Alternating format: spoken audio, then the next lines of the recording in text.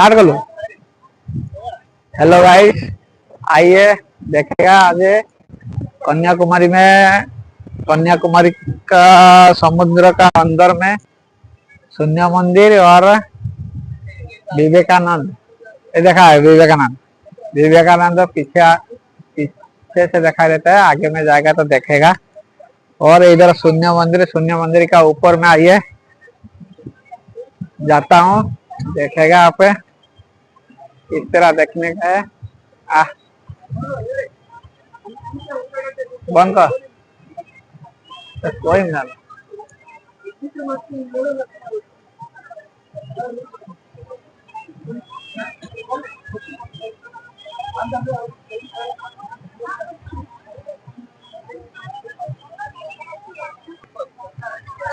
आइए ऊपर में, पास का ऊपर चढ़ना है और चढ़ के शून्य मंदिर जाना है।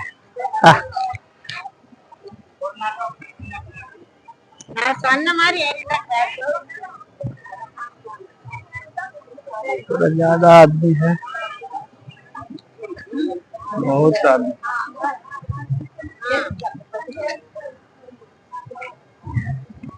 अंदर देखने का ଯେତେବେଳେ ସେଠିକି ଏଇଠି ଦେଖ ଦିଆ ହେଇକି